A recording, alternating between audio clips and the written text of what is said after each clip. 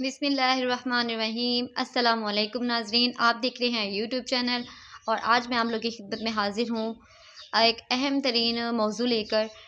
जो है ऐसी ख़वातीन जो अरेंज मैरिजेस करती हैं, यानी अपनी वालिदैन की रज़ामंदगी से शादी करती हैं, लेकिन अपने ससुराल में वो एडजस्ट नहीं हो पाती हैं।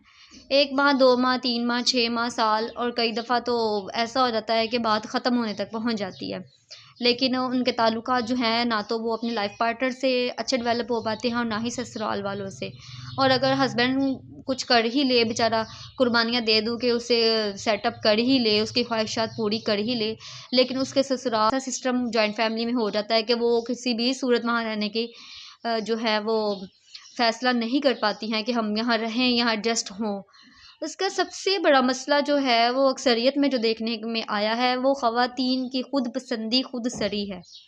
यानी वो बेजा ख्वाहिशात हैं जो आते की सारी शुरू कर दी जाती हैं कि भाई हम अपने घर में ये खाते थे, यहाँ घूमने जाते थे, वहाँ फिरते थे, फ्रेंड्स के साथ ये करते थे, कज़न्स के साथ वहाँ जाते थे, ऐसे ड्रेसेस पहनते थे। इतनी लंबी फरमाइशी लिस्ट जो है वो अपने हस्बैंड को सुना दी जाती है कि उस बेचारे के जो हैं वो कान पक जाते हैं सुन सुन के अपनी बीवी की जो है वो नाजायज़ ख्वाहिशात। आपको देखना चाहिए कि आपका हस्बैंड जो आपका लाइफ पार्टनर अल्लाह ताला ने आपको दिया है, वो उसकी पहुंच कहाँ तक है। यानी अगर आपके वालिदैन ने अगर आपको उसके साथ भेजा है, शादी की है, तो कुछ सोचा ही होगा। आपकी अपनी बेजा ख्वाहिशात और नाजायज़ जो हैं वो फरमाइशें जो हैं, आपके हस्बैंड से आपका दिल शादी के चंद हफ्तों में ही उचाट कर देती हैं। हालांकि चंद महीने लगते हैं हस्बैंड को भी इस चीज़ को समझने के लिए कि मेरी बंदी जो है वो कैसी है, उसका मिजाज कैसा है, मैंने उसे किस तरह से डील करना है, या उसके साथ जो है हम कैसे एक अच्छी ज़िंदगी जो है वो प्लान कर सकते हैं। लेकिन जैसे ही उसको एडजस्ट करवाने के बजाय बेचारा खुद सोचता है कि मैं कैसे इस रिश्ते में एडजस्ट करूँ, ये वालिदा ने मेरे गले में कैसा डोल डाल दिया। तो सबसे अहम और ज़रूरी टिप जो है वो मेरी बहनों में आप लोगों को यही दूंगी कि आप अपने शोहर की इताअत करें, उसकी फर्मा बरदारी करें, उसका कहा माने, उसका कहा सुने, उसकी मौजूदगी में सेल फ़ोन में ना घुसी हों। यानी जो आप अपने मैके से अपना मोबाइल लेके आई हैं, अव्वल तो आप लोगों को इजाज़त के बगैर लाना ही नहीं चाहिए। अगर आप ले आई हैं शोहर की इजाज़त से, तो ऐसा ना हो कि वो काम से थका हारा है और आप मोबाइल में लगी हुई हैं। हर चीज़ में उनको वक़्त दें, मोहब्बत से वक़्त दें, वक़्त से वक़्त दें। हर चीज़ के लिए उन्हें टाइम दें कि वो खुद आपके बारे में सोचें। आपको क्या अच्छा लगता है वो जानने की कोशिश करें। आपको पहनना क्या पसंद है, खाना क्या पसंद है, जाना कहाँ अच्छा लगता है, वो आपकी ख्वाहिशात और आपकी जो है वो रज़ामंदगी खुद ढूँढने की कोशिश करें। इतनी मोहब्बत, इतना वक़्त और इतनी इताअत उसकी कर दें, इतनी फर्माबरदारी कर दें, इतनी मोहब्बत उससे करें। अब ऐसा भी नहीं कि जाते ही मोहब्बत हो जाती है, ठीक है?